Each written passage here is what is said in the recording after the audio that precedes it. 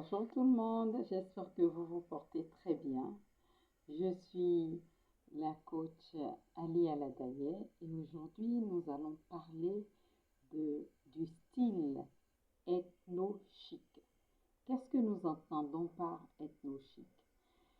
En parlant du style de décoration d'intérieur ethno-chic, nous voulons parler du tradi chic ou traditionnel revisité. En réalité, ce style de décoration se base sur la décoration traditionnellement faite par nos ancêtres, de leur intérieur, de la maison, de l'habitat dans son ensemble, et vient apporter des éléments modernes, des éléments contemporains.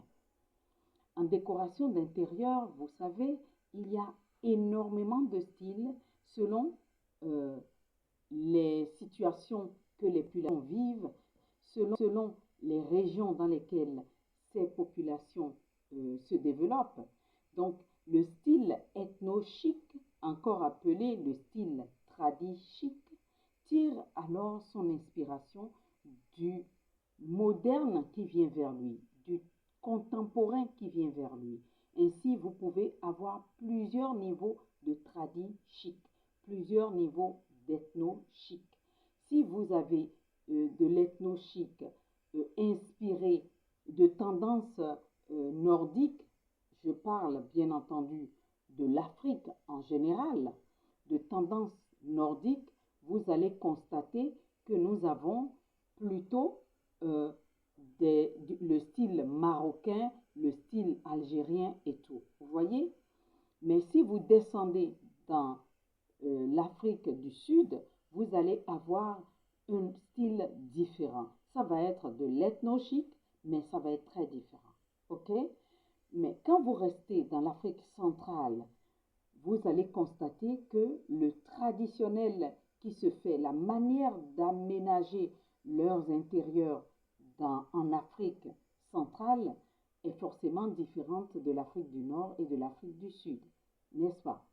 Vous allez constater que le style ethno-chic, donc tradi-chic, qui émane de l'inspiration de l'Afrique centrale, sera totalement différent. OK? Ici, nous allons rester un peu sur l'Afrique de l'Ouest, vu que je vis en Afrique de l'Ouest, je suis une Westaf. Je vais peut-être mieux vous expliquer la chose, vous allez pouvoir mieux comprendre.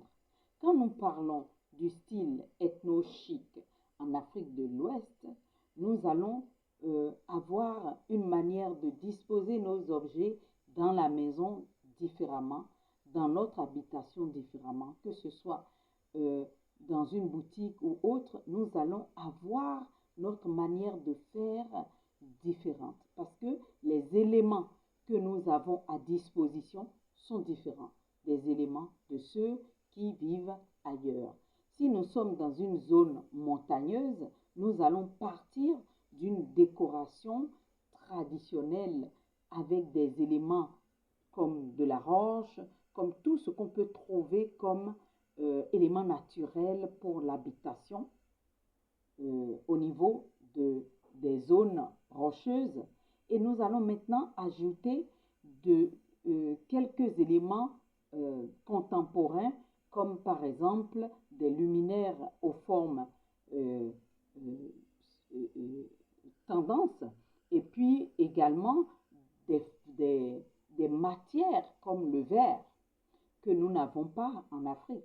Nous allons avoir des matières, des finitions plutôt comme le laqué que nous n'avons pas forcément en Afrique. Vous voyez, le fait d'apporter ces éléments-là, le fait d'introduire ce genre d'éléments dans notre décoration initialement traditionnelle ramène le style ethno-chic.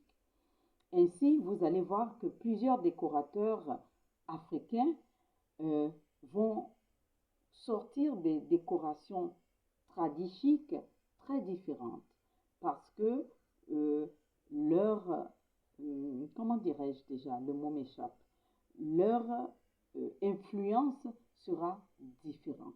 Leur influence, si elle est américaine, viendra avec des éléments de la décoration d'intérieur américaine, va venir s'impliquer dans cette décoration traditionnelle initialement inspirée pour la pose de ce projet-là.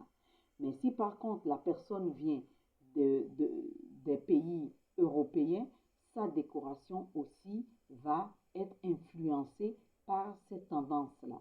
Donc, le style ethno-chic est multiforme, mais il part forcément de la décoration traditionnelle africaine, la région de laquelle il s'inspire. J'espère que je vous ai aidé à comprendre le style ethno-chic et je vais vous appeler à pouvoir commencer par l'utiliser chez nous. Chez vous, vous allez pouvoir mettre, après ces explications, vous allez pouvoir mettre en œuvre facilement le style ethno-chic. Soyez canon chez vous. Merci de m'avoir suivi.